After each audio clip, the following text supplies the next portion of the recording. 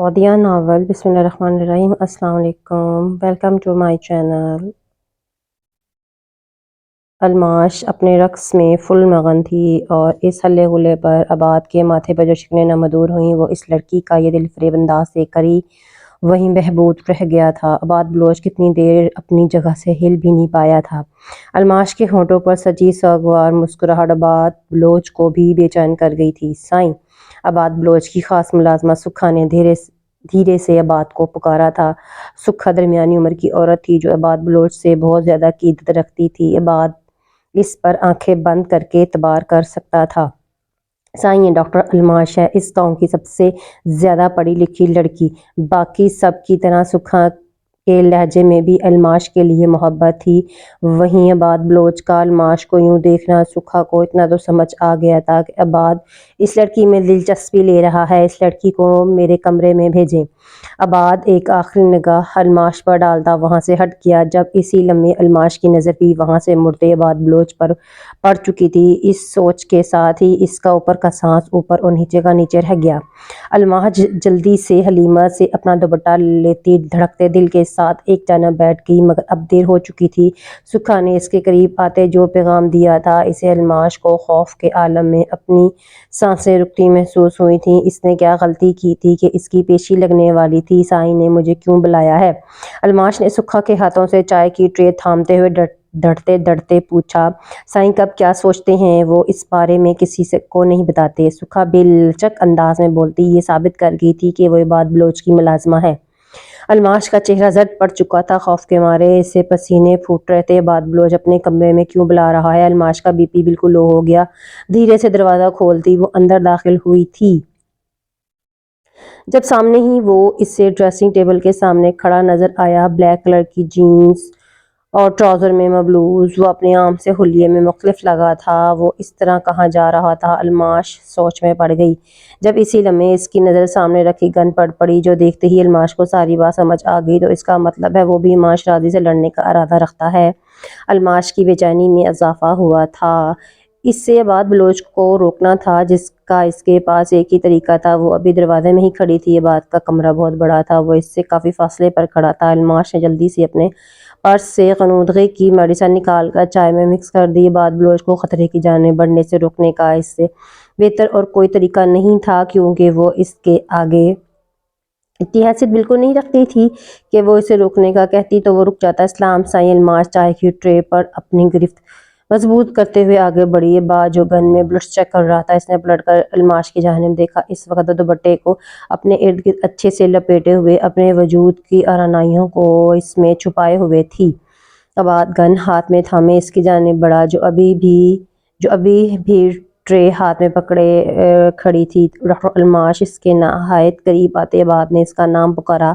अलमाश का दिल खौफ के आलम में कांप गया। जी। अलमाश का सर उस दिन की तरह झुका हुआ था जैसे उस दिन मेरी मदद की थी। क्या सब मर्दों की वैसे ही करती हो? आबाद की बात पर अलमाश ने झटके से अपना सर उठा के शाकी निगाहों से इसको देखा। वो इसे कैसी लड़की समझ रहा था?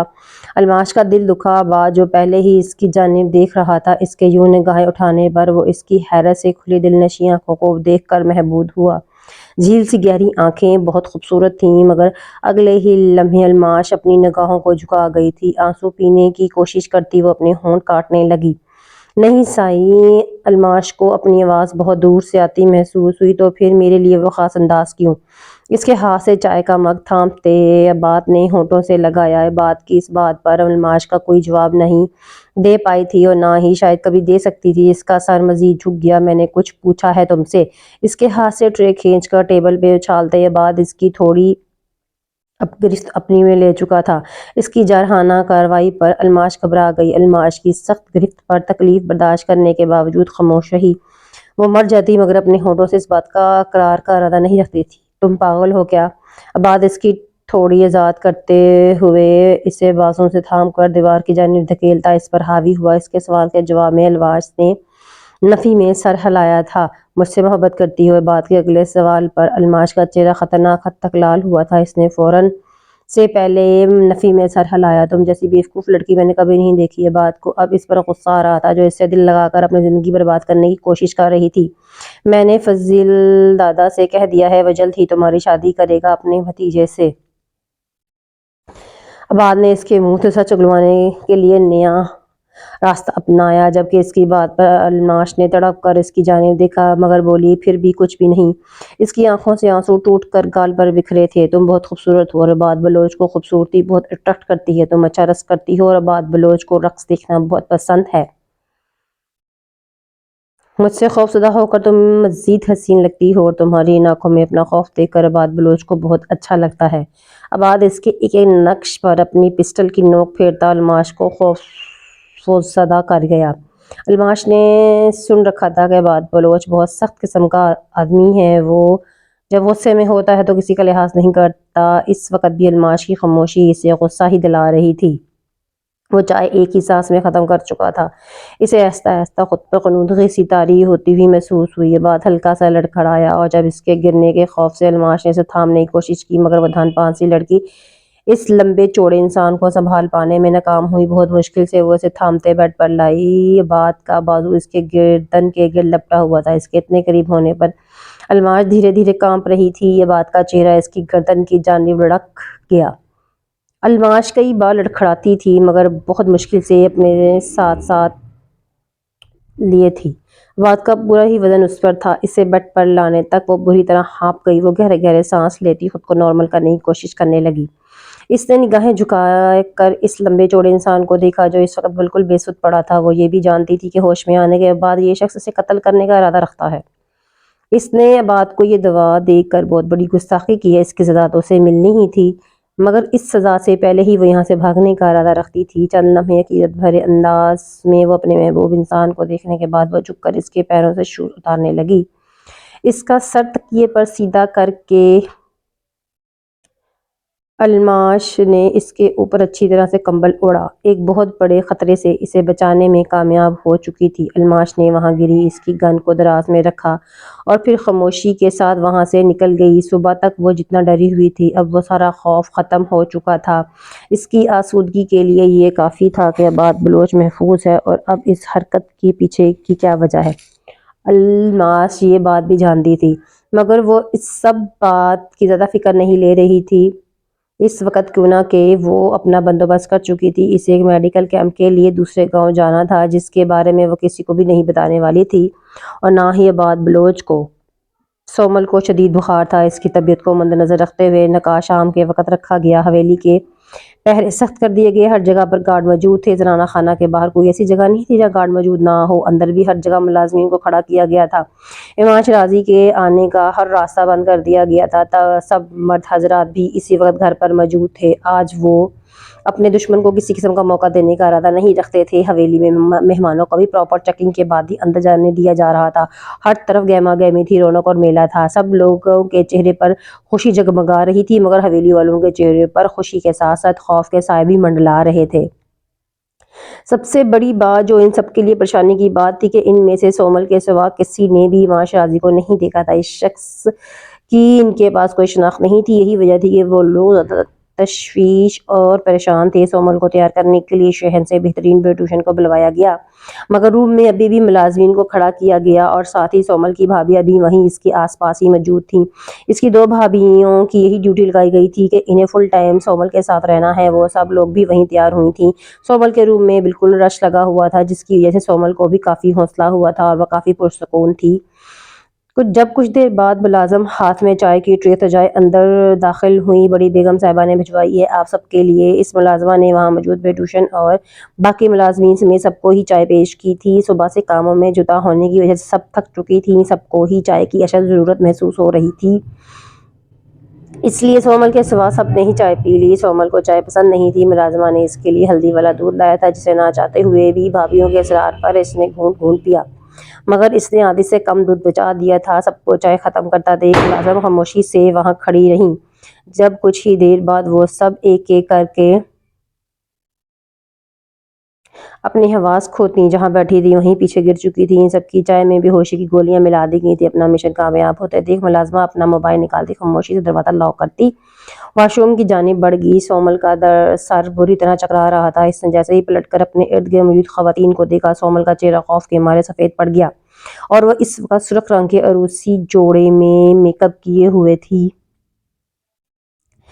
ابھی اس کی جویلری اور ہیئر سٹائل رہتا تھا اور اس کا بھاری دوپٹہ ایک جانب ہینگ کیا ہوا تھا۔ سومل کو اپنے ارد گرد خطرے کی بو محسوس ہوئی۔ اس نے چکراتے سر کے باوجود اپنا لہنگا سنبھالے وہاں سے اٹھنا چاہا جب اسی لمحے اس کی کھڑکی کے پردے ہلتے ہوئے سے محسوس ہوئے اور ایک سایہ دکھائی دیا۔ سومل کا اوپر کا سانس اوپر اور نیچے کا نیچے رہ گیا تھا،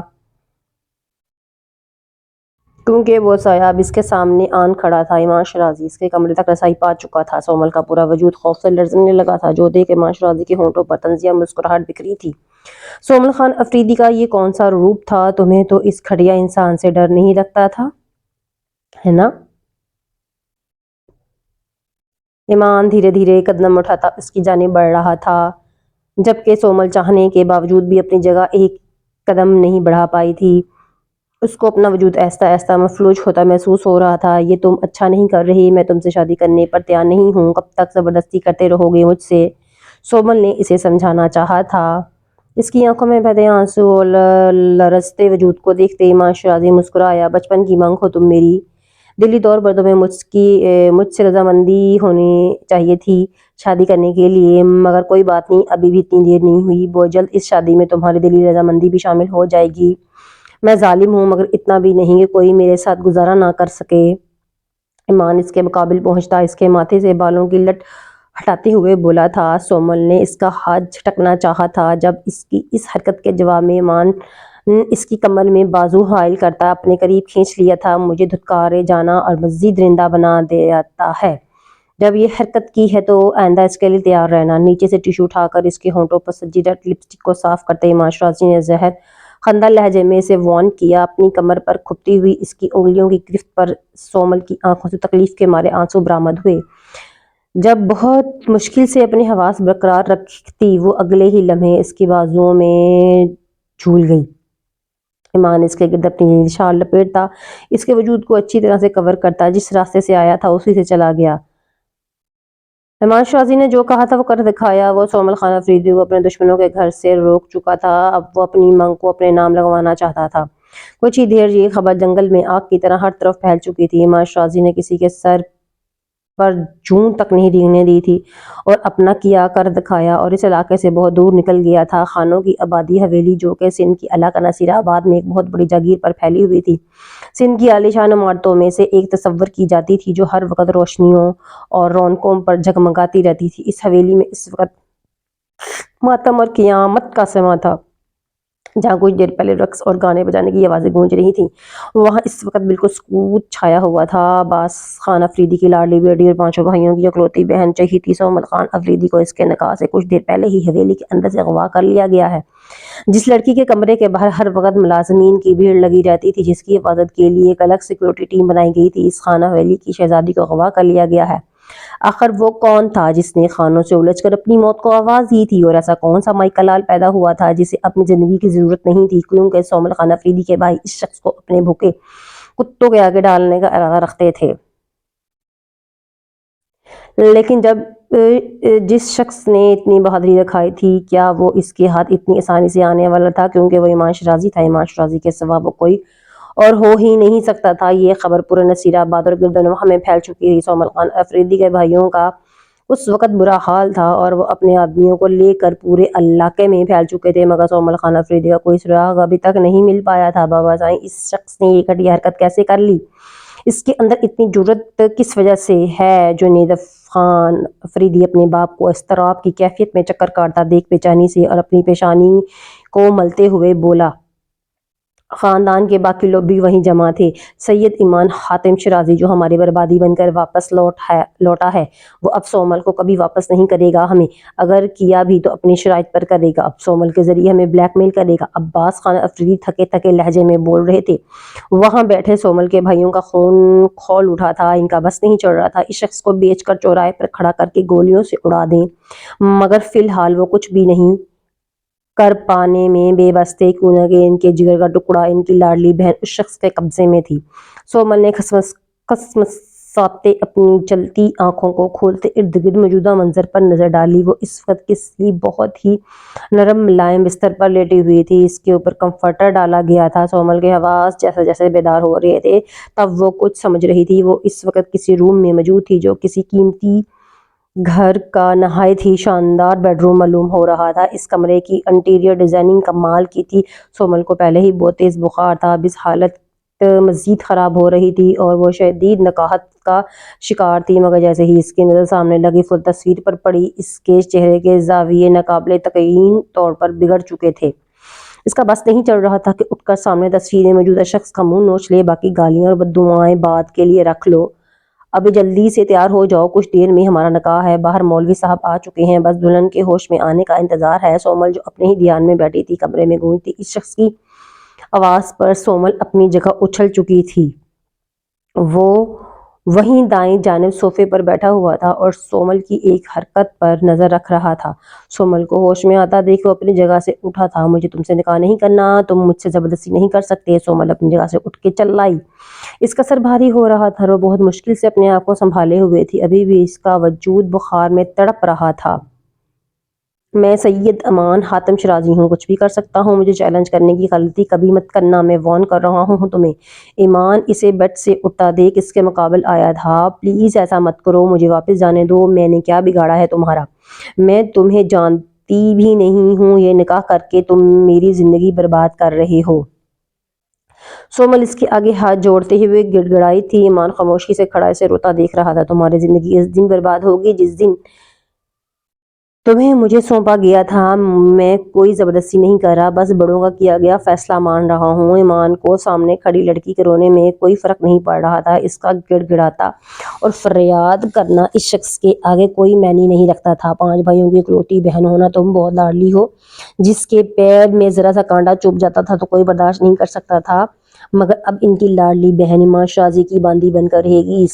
تمہارا صرف اتنا قصور ہے کہ تم میرے دشمنوں کی بیٹی ہونے کے ساتھ ساتھ میری منگ بھی ہو، تو تمہیں میں کسی قیمت پر نہیں چھوڑ سکتا۔ خوبصورت بھی ہو تم بہت، اتنی حسین ملکیت سے بھلا کون دستبردار ہو سکتا ہے؟ ویسے وہ بات بلوچ تمہیں ڈیزرو نہیں کرتا، اگر اس کا ذرا سا بھی خیال دل میں ہے تو نکال کر باہر پھینک دو، کیونکہ تم صرف ایمان شیرازی کے لیے اتاری گئی ہو۔ ایمان شیرازی کے کسی بھی انداز سے سومل کے لیے کوئی لچک نہیں تھی۔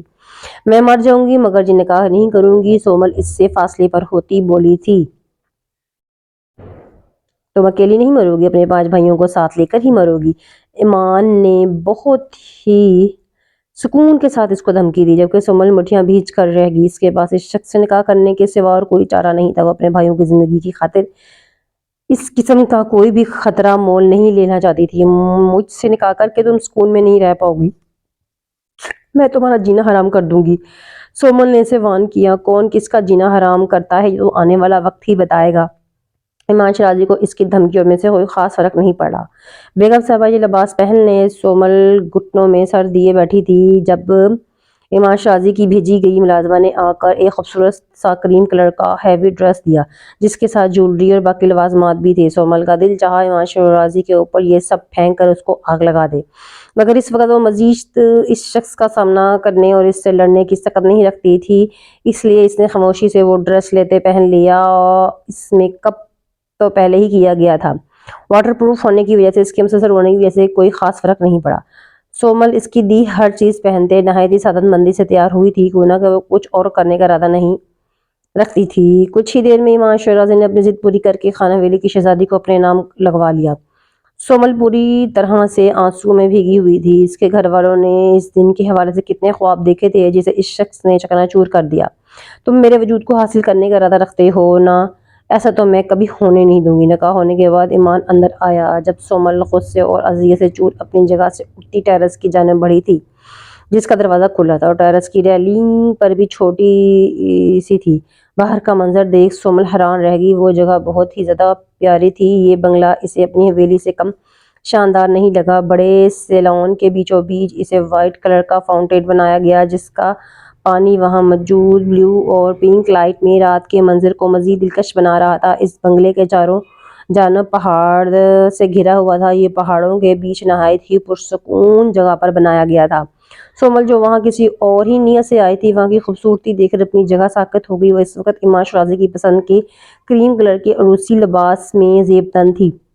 اس کی کمر پر بالوں کے آبشار بکھرے ہوئے تھے۔ اس کا باریک دوپٹہ اس کے حسن کی رعنائیوں کو چھپانے سے قاصر تھا۔ اپنا سوگوار سا حسن لیے کھڑی اس حسین منظر کا ایک حصہ ہی معلوم ہو رہی تھی۔ مجھے نہیں رہنا اس شخص کے ساتھ، میں اس کی ضد کو پورا نہیں کر سکتی۔ اپنے ہاتھوں سے اپنی جان دینا خود کو اس شخص کے آگے پیش کرنے سے اس کو بہت بہتر لگا۔ سومل نے دل ہی دل میں سوچتے غصے سے پاگل ہوتے دماغ کے ساتھ ایمان شرازی کی ضد پوری کرنے کی بجائے حرام موت مرنے کو ترجیح دی تھی۔ اپنی اس سوچ کو عملی جامہ پہنانے کے لیے جیسے ہی اس ریلنگ پر پیر رکھا، ایمان نے اسے بازوؤں سے تھام کر اپنی جانب کھینچ لیا۔ سومل سیدھی اس کے سینے سے جا ٹکرائی۔ مرنا چاہتی ہو؟ اس کی تھوڑی کو اپنی گرفت میں لیتے ہوئے اس نے سخت ترین لہجے میں کہا۔ سومل نے بھیگتی آنکھوں کے ساتھ اس بات میں سر ہلایا۔ یہ نکاح ہونا بہت ضروری تھا۔ پہلی بار ایمان نے اس کے ساتھ اتنے نرم لہجے میں بات کی تھی۔ سومل اس وقت پوری طرح سے اس کی گرفت میں تھی اور اپنی پور مزاحمت اس نے جاری کی ہوئی تھی۔ مجھے چھوڑو۔ سومل اس کی جانب نگاہ اٹھا کر دیکھنا بھی نہیں چاہ رہی تھی۔ اگر اپنے گھر واپس جانا چاہتی ہو تو میری ہر بات ماننا ہوگی۔ جو میں کہوں گا وہ کرنا ہوگا، ورنہ پھر اپنے گھر والوں کو پوری زندگی کے لیے بھول جانا۔ ایمان کی نگاہیں اس کے گلابی لرزتی ہونٹوں پر تھیں۔ میک اپ سے سجا دل فریب چہرہ اس کے بے پناہ قریب اس کے جذبات میں طغیاتی برپا کر رہا تھا۔ اس نے بہت مشکل سے اپنی نگاہیں چرائی۔ میں تمہاری کوئی بات نہیں مانوں گی۔ تم ایک گھٹیا اور بزدل انسان ہو جو عورت کو مہرا بنا کر اپنا بدلہ لیتے ہیں۔ اگر اتنی ہمت ہوتی تو میرے بھائیوں کے روبرو جا کر ان سے ملتے۔ سومل اس وقت غصے سے پاگل ہو رہی تھی۔ اس کی بات سن کر تپ اٹھی تھی، اس لیے اس کے سینے پر مکے برساتی ہوئی وہ اسے خود سے دور کرنے کی کوشش کرتی ہوئی حزانی انداز میں چلائی تھی۔ جب اسی لمحے ایمان نے اس کی گردن میں ہاتھ ڈالتے، اس کے ہونٹوں کو اپنی گرفت میں لیتے اس کی سانسوں کو روک لیا۔ ایمان شرازی نے اپنا پہلا حق استحقاق سے استعمال کیا۔ سومل خان افریدی کے ہوش ہی اڑا دیے اور وہ اس کی گرفت میں پھڑپڑا کر رہ گئی۔ اس کا پورا وجود بری طرح لرز رہا تھا۔ سومل نے اس کے سینے پر اپنی دونوں ہتھیلیاں جماتے اسے خود سے دور دھکیلا، مگر ایمان شرازی کے فولادی وجود کو ہلا نہیں پائی۔ اس کی مزاحمت پر ایمان سومل کی کمر میں اپنا دوسرا بازو حائل کرتا اسے پوری طرح اپنے میں بھینچ چکا تھا۔ سومل کو اپنا سانس رکتی محسوس ہوئی۔ وہ اس کی گرفت میں تڑپ رہی تھی۔ جب ایمان شرازی کو احساس ہوا کہ اس نازک شہزادی کے معاملے میں تھوڑی بہت رعایت احتیاط برتنی چاہیے، سومل تھر تھر کانپ رہی تھی۔ اس نے ایمان کی شرٹ کو کندھے سے مٹھیوں میں دبوچ لیا تھا۔ گہرے گہرے سانس لیتی وہ اس وقت ایمان شرازی کو اپنی جانب متوجہ کر گئی تھی۔ تم اتنی بھی بری نہیں ہو۔ اس کے بالوں میں ہاتھ پھنسائے وہ ان کی نرم آنٹوں کو چھوتا ہوا ان کی ایمان ہم کلامی بھرے انداز میں بولا، جو سومل کی سماعتوں سے محفوظ نہیں رہ سکی۔ سومل نے اس کے بے خود سے انداز پر نگاہیں اٹھا کر اس کی جانب دیکھا تھا۔ وہ جتنا اس شخص سے دور بھاگنا چاہتی تھی، اس کا لمس اتنا ہی نرمی برتے ہوئے تھا۔ جنگلوں میں رہا ہوں، اس کا یہ مطلب نہیں کہ جنگلی درندہ ہوں۔ نازک لوگوں سے ڈیل کرنا سیکھ رہا ہوں۔ اس کی کلائی پر بنے اس دن والے اپنے انگلیوں کے نشان دیکھ ایمان نے دھیرے سے وضاحت کی۔ اس کا یہ ایک دم بدلا انداز دیکھ کر سومل کا سر چکرایا۔ اچانک سے اس شخص کو کیا ہو گیا؟ اگر سومل نہیں جانتی تھی کہ وہ شخص جو اس سے دور ہی رہنا چاہتا تھا، جذبات میں آ کر اسے اپنے قریب کرنے پر وہ اپنے گرد باندھا حصار توڑ گیا تھا۔ اس کی وجود کی مہک نے ایمان شرازی کے اعصاب کو جگڑ لیا تھا۔ تم یہ ناٹک کر کے میری سوچ نہیں بدل پاؤ گے اپنے بارے میں۔ سومل اس سے فاصلے پر ہوتی ہوئی ریلنگ سے جا لگی۔ اس کی بات پر ایمان شرازی مسکرایا، وہی دل چھو لینے والی دل فریب سی مسکراہٹ۔ میں کچھ نہیں بدلنا چاہتا ہوں سومل خان افریدی۔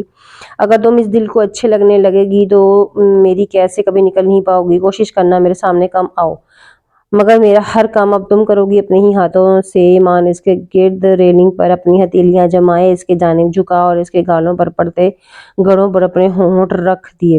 سومل نے اس کی مونچھوں کی چبھن کھسمسا کر گھورا تھا، جو اس کے لال پڑتے گالوں کو پرشوق نگاہوں سے دیکھ رہا تھا۔ تم اچھی لڑکی ہو اور کافی خوبصورت بھی۔ ہر معاملات میں وہ اس کی خوبصورتی کی تعریف کرنا نہیں بھولتا تھا۔ سومل جانتی تھی وہ حسین تھی، مگر آج تک کسی نے اس کے حسن کو یوں سراہا نہیں تھا جتنا یہ شخص سراہ رہا تھا۔ سومل نے بے اختیار اس مغرور نقوش سے اپنی نگاہیں ہٹائیں۔ یہ شخص اسے جال میں پھنسانا چاہتا تھا جو سومل کبھی نہیں ہونے دینا چاہتی تھی۔ تم کون ہو؟ یہ سب کیوں کر رہے ہو؟ سومل نے اس کا یہ بدلا انداز دیکھ کر اپنے مطلب کی بات پہنچی تھی۔ ایمان جو واپس پلٹ رہا تھا اس کی بات پر دوبارہ اس کے قریب آیا، اپنا چہرہ سومل کے قریب لے جاتے سرگوشی انداز میں اس کے جانب جھکا۔ میں تمہارے معاملے میں تھوڑا سا پگھلا ہوں، مگر اتنا نہیں کہ اپنے دل کے راز تم پر عیاں کر دوں۔ اس دل تک رسائی پانے کے لیے تمہیں میرے قریب آنا ہوگا۔ ایمان کی اس کے کان کی لو کو چومتا پیچھے ہٹا۔ تمہاری خوشبو بہت پیاری ہے۔ جاتے جاتے اس نے ایک اور کمنٹ دیا اسے، جس پر سومل لال ہوتی اس کی چوڑی پشت کو گھور کر رہ گئی تھی۔ اس شخص کو اس نے جتنا برا سمجھا تھا یہ اتنا تھا نہیں۔ اسے اپنی اماں سائیں کی کہی بات یاد آ گئی۔ وہ اس شخص سے بنا ملے جو بات کہہ رہی تھی وہ ایک دم سچ تھی۔ تو کیا اس کے گھر والوں کو اس شخص کے بارے میں کوئی غلط فہمی ہوئی ہے؟ مگر اس نے کیا بھی تو غلط تھا نا، ہر بار اس کے نکاح کے لیے دھمکیاں بھجوا رہا تھا۔ اس کا نام پورے گاؤں میں اچھال کر سومل کا دماغ معاف ہو رہا تھا۔ بی بی سائیں، ماں سائیں کا یہ حکم ہے کہ اب اندر آ جائیں، باہر بہت ٹھنڈ ہے۔ ملازمہ اس کے قریب آتے ہی نہائی تھی مؤدبانہ انداز میں ایمان کا پیغام سنا گئی تھی، جو سنتے ہی سومل بنا کی دوسری بات کیے روم میں آ گئی۔ پورا روم خالی پڑا دیکھ سکون ملا، وہ یہاں پر نہیں ہے۔ سومل اپنا سر سے بھاری دوپٹہ اتار کر صوفے پر پھینکتی بیڈ پر آن گری۔ روم میں ہیٹر آن ہونے کی وجہ سے ٹھنڈ کا نام و نشان نہیں تھا، اس لیے بنا کوئی لحاف لیے وہ اوندھے منہ تکیے میں چہرہ چھپائے آنکھیں موند گئی۔ اس نے لائٹ آف کرنے کی بھی زحمت نہیں کی۔ اس کا پورا وجود اس وقت بخار میں تپ رہا تھا، اسی وجہ سے غنودگی اس پہ طاری ہوئی تھی۔ اسے اپنے حلیے کا بھی ہوش نہیں تھا۔ اس نے نہ اٹھنے کی کوشش کی تھی تاکہ چینج کرے، مگر اس کا پورا وجود اس بری طرح درد کر رہا تھا، اسے ہلا بھی نہیں جا رہا تھا۔ اسی لمحے شدت سے اپنوں کی یاد آئی جو اس کی ذرا سی تکلیف میں اس کے ارد گرد جمع ہو جاتے ہیں، اسے کبھی تنہا نہیں چھوڑتے۔ وہ اس وقت بخار میں تپتی اکیلی پڑی تھی، اس کی آنکھوں سے آنسو کا گال پر ایک جانب لڑک گیا۔ گڈ مارننگ سر، یہ ساول کو اندر داخل ہوتا دیکھ اس کے پورے سٹاف کے چہرے پر خوشی کی لہر دوڑ پڑی اور وہ بہت ہی گرم جوشی سے اس سے ملے تھے۔ یس ساول اپنے مخصوص سرد سپاٹ انداز میں سر کے اشارے سے انہیں جواب دیتا اپنے آفس کی جانب بڑھ گیا۔ اسامہ اس کے ساتھ ہی تھا۔ یس ساول، خان افریدی کیا چل رہا ہے تمہارے دماغ میں؟ یس ساول ہمیشہ ایسے ہی سنجیدہ اور سپاٹ رہتا تھا، مگر آج اسامہ کو اس کے انداز میں ایک عجیب سا احساس محسوس ہوا۔ اپنے دشمنوں کو ان کی اوقات یاد دلانے آیا ہوں۔ یس ساول، خان افریدی کے ساتھ کھیل کھیلا جائے گا اور وہ جواب معاف کر دے گا، یہ کیسا ممکن ہے؟ فائقہ کی بات کر رہی ہو تم؟ مطلب تم اب بھی اس سے نہیں بھولے؟ اسامہ نے جانچتی نگاہوں سے اسے دیکھا۔ نہیں، ہر انسان کی جس نے میری پیٹھ پہ چھرا گھونپا، سب کو پتہ تو چلنا چاہیے نا کہ یہ ساول افریدی واپس آ چکا ہے۔ اور رہی بات فائقہ کی، تو وہ لڑکی میرے دل سے اسی وقت اتر گئی تھی جب اس نے مجھے دھوکہ دیا۔ یہ ساول کو پھر سے پہلے کی طرح مضبوط دیکھا اسامہ مطمئن ہوا۔ کچھ دیر باتوں کے بعد وہ دونوں انٹرویوز کے لیے اٹھ کھڑے ہوئے اور انٹرویو کے پینل میں 2-4 لوگ تھے، یا ساول، اسامہ، آفتاب اور ان کے سٹاف کے ایک سینئر ممبر فاروق صاحب۔ ان سب کے بیٹھتے ہی باری باری لوگوں کو بلا کر انٹرویو لیے جا رہے تھے۔ ساول نے کسی سے کوئی سوال نہیں کیا، وہ تینوں ہی سب سے سوالات پوچھ رہے تھے، کیونکہ یہ ساول کو ان میں سے کسی نے بھی اٹریکٹ نہیں کیا۔ ایک سے بڑھ کر ایک حسین لڑکی ساول خان افریدی کی کمپنی میں انٹرویو دینے آئی تھی۔ یہ ساول ایک جانب بڑا فون یوز کر رہا تھا، اس کی نگاہ اٹھ کر کسی کی جانب نہیں گئی، وہ سن رہا تھا، مگر ظاہر ایسے کر رہا تھا کہ ان کی جانب متوجہ ہی نہیں تھا۔ میں بور ہو چکا ہوں اس سب سے، کیا آگے بھی ایسے ہی لوگ موجود ہیں؟ یہ ساول نے اکتائے ہوئے انداز میں سب کی جانب دیکھا جو بہت سارے لوگوں کو سلیکٹ کر چکے تھے۔ میں سب کو ریجیکٹ کر دیتا تھا اور ہم تھک چکے ہیں۔ مجھے نہیں لگتا آج کی تاریخ میں ہمیں کوئی بھی انسان ملے گا جو ہمارے معیار پر پورا اترے۔ آفتاب نے یہ ساول کو گھورتے ہوئے کہا۔ نہیں آفتاب، مجھے لگتا ہے ہمارا اگلے آنے والا امیدوار ساول خان افریدی کو بور بھی نہیں کرے گا اور ان کے معیار پر بھی پورا اترنے والا ہے۔ اسامہ نے لسٹ میں جگمگاتا اگلا نام دیکھ کر پہلے اس انسان کی سی وی کو چیک کیا۔ وہ خود بھی حیران ہوا تھا، کیا یہ وہی انسان ہے جو وہ سمجھ رہا ہے؟ اس کے کہنے پر پی این نے باہر بیٹھی وہاں تمام لڑکی اور لڑکوں کے بیچ میں سے سب سے کم عمر اور کیوٹ سی لڑکی کو آنے کا کہا تھا، جس کا دل خوف سے لرز رہا تھا۔ اندر جانے سے پہلے ہی ٹھنڈے پسینے آ رہے تھے، جس کا ریزن صرف اور صرف اندر بیٹھا ساول خان افریدی تھا، اور وہ لڑکی تھی میرال عالم۔ میرال نے صبح کے نیوز پیپر میں جگمگاتے ساول کی کمپنی کے اشتہارات کو دیکھا تھا، جس میں انہوں نے مینیجر کی ویکینسی اناؤنس کی تھی۔ میرال نے کچھ سوچتے ہوئے اس کی پوسٹ پر اپلائی کرنے کا فیصلہ کیا۔ اس کے پاس موجودہ ڈگریز اس پوسٹ کے معیار پر پوری اتنی تھی۔ اسے سب سے پہلے اپنی دوست کی مدد سے وہ تمام ڈگریز منگوائی تھیں، جس کے لیے اسے کتنی مشکل اٹھانی پڑی تھی یہ وہی جانتی ہے، مگر وہ اس پوسٹ کو ہاتھ سے جانے نہیں دینا چاہتی تھی۔ وہاں آخر ویٹنگ روم میں بیٹھے وہ وہاں آئی تمام لڑکیوں کے حلیہ دیکھ کر اپنے دل کو تھام گئی۔ ساری اندر سے ہو کر آ رہی تھی۔ ساول نے ان سب کو دیکھا ہوگا، اس کے اندر موجود بیوی والی نس کب سے بھڑک رہی تھی، مگر مسئلہ یہ تھا کہ نہ تو وہ یہاں سے کسی سامنے خود ساول خان افریدی کی بیوی بتا سکتی تھی اور نہ ہی وہ اس شخص کو بیوی مانتا تھا۔ اس لیے وہ بس اندر ہی اندر جلنے اور بھولنے کے سوا کچھ نہیں کر پا رہی تھی۔ کافی انتظار کے بعد جا کر اس کی باری آئی۔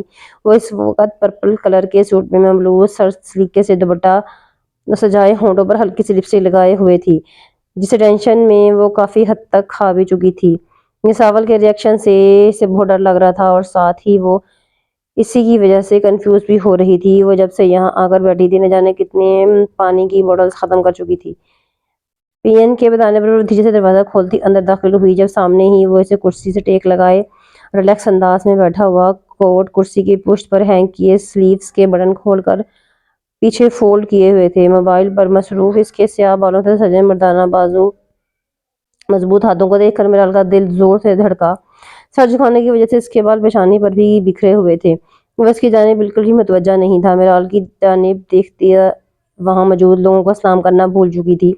باقی تینوں کو اپنی جانب متوجہ دیکھ وہ شرمندہ سے لال ہوتی ہوئی آگے بڑھی۔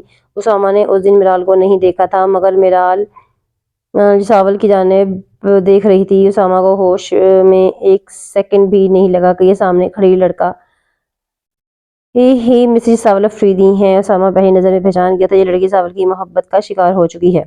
آئیں تشریف رکھیں مس میرال عالم شو۔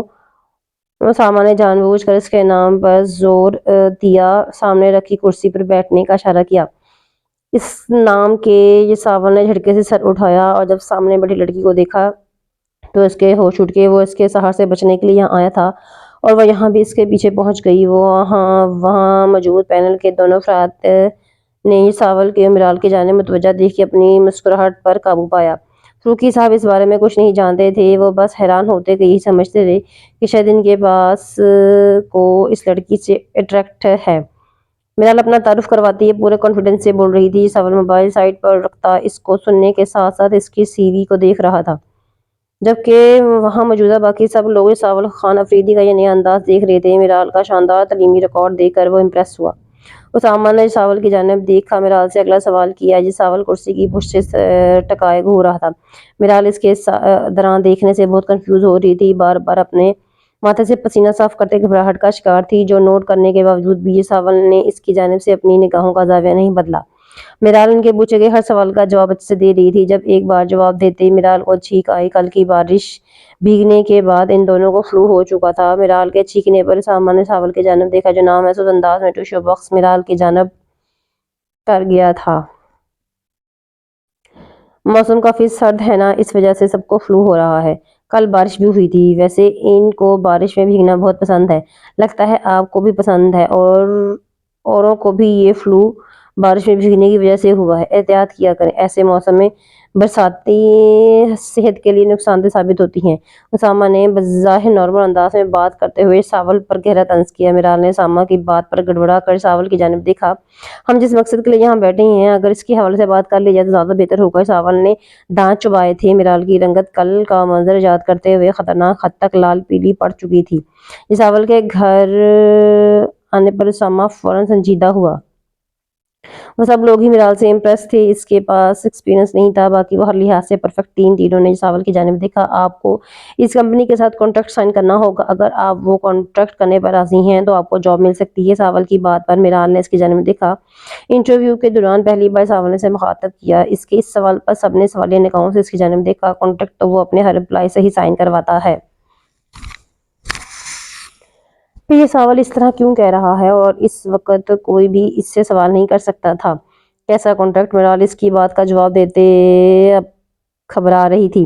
تھوڑی دیر تک آپ کو پتہ چل جائے گا، اب آپ جا سکتی ہیں یہاں سے، ساول نے اس کے لال پڑتے چہرے کو دیکھتے ہوئے کہا۔ اسے چند سیکنڈ کے اندر اندر وہ جگمگاتا ہوا چہرہ مرجھاتا ہوا محسوس ہوا۔ میرال خاموشی سے وہاں سے اٹھ گئی۔ میرال کے جاتے ہی یہ ساول اپنی کرسی سے اٹھا تھا۔ سر تو کیا ہم ان کو فائنل کر لیں؟ فروخ صاحب نے اسے وہاں سے اٹھتے دیکھتے پوچھا تھا۔ ان سب کو میرال بہت ہی قابل لگی تھی۔ فاروقی صاحب نہیں جانتے تھے کہ میرال ساول کی بیوی تھی، اس کے باوجود انہیں بھی میرال اس پوسٹ کے لیے بیسٹ چوائس لگی۔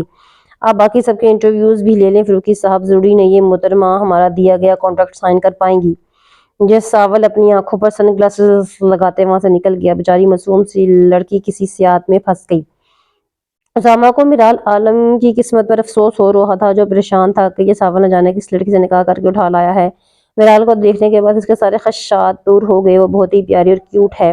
شکر ہے تم نے زندگی میں کوئی کام تو اچھا کیا۔ اسامہ ساول کے پیچھے اٹھ آیا تھا۔ کیا مطلب اس بات کا؟ اسامہ نے بھویں اٹھا کر سر دکھا تھا۔ میرال عالم کو اپنی زندگی میں شامل کر کے مجھے ایسی فیلنگز کیوں آ رہی ہیں کہ وہ تم جیسے بگڑے انسان کو بہت جلد سنوارنے والی ہے۔ اسامہ آج ساول کے لیے دل سے خوش تھا۔ ایسا کچھ نہیں ہے، مجھے سنوارنا ناممکن ہے، وہ زیادہ تر کمرے ساتھ نہیں ٹک پائے گی۔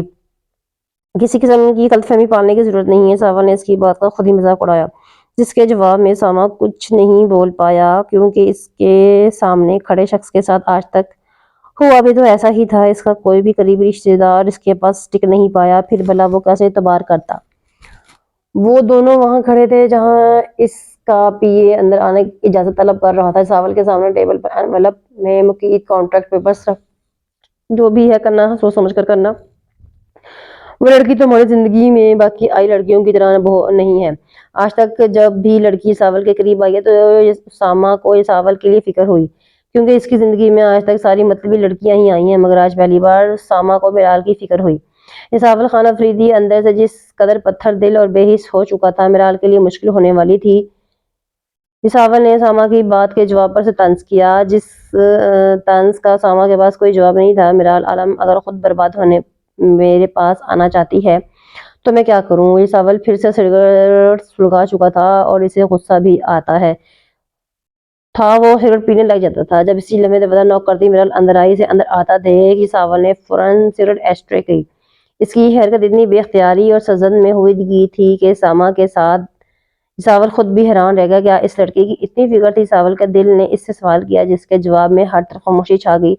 اسے سگریٹ کے دھوئیں سے الرجی ہے، ساول نے اسامہ کے گھورنے پر جواب دیا۔ اس کا جواب سن کر اسامہ ہونک ہوتی صورت سے خاموشی سے وہاں سے نکل گیا۔ میرال چلتی ہوئی اس کے قریب آئی۔ بیٹھو۔ ساول نے اسے اپنے سامنے رکھی کرسی پر بیٹھنے کا اشارہ کیا۔ میرال خاموشی سے بیٹھ گئی۔ وہ گھبرائی ہوئی تھی، اسے لگا تھا کہ ساول اس کے بارے میں پوچھے گا، شاید خفی کا اظہار بھی کرے، مگر ایسا کچھ نہیں تھا۔ ساول نے سامنے رکھے کانٹریکٹ پیپر میرال کی جانب بڑھا دیے۔ وہ کرسی سے ٹیک لگائے اسے تکے جا رہا تھا۔ میرال نے وہ کانٹریکٹ اوپن کرتے جیسے ہی وہاں لکھی شرائط پڑھنا شروع کی۔ سوالیہ نگاہوں سے وہ ساول خان افریدی کو دیکھ رہی تھی۔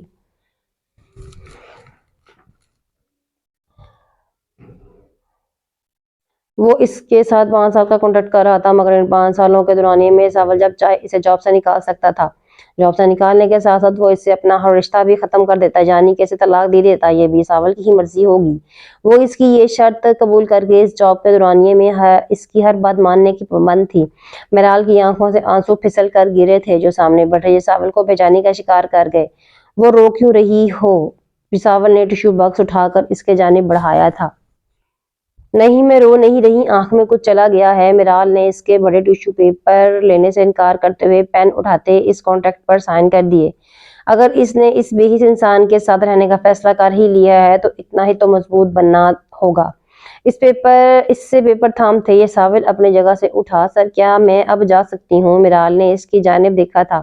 نہیں، تم نے شاید کانٹریکٹ پیپر ٹھیک سے نہیں پڑھا۔ تمہاری جاب آج سے سٹارٹ ہو چکی ہے اور تمہیں آج رات میرے ساتھ ایک پارٹی میں شرکت کرنی ہے۔ یہ ساول اس لڑکی کو آزما رہا تھا۔ وہ اتنا ضد کرنا چاہ رہا تھا کہ وہ خود ہی اسے چھوڑ کر چلی جائے۔ اس نے ساول کو جو اچھا انسان بنانے کی ٹھان رکھی تھی، وہ اسے اپنے اسی ارادے میں ناکام کر رہا تھا۔ میرال کی طبیعت ٹھیک نہیں تھی۔ ساول کو لگا تھا وہ اس کے پہلے ہی آرڈر کو انکار کر دے گی، مگر میرال یہی تو کرنا نہیں چاہتی تھی، اس لیے وہ اس کے ساتھ جانے کے لیے راضی ہو گئی۔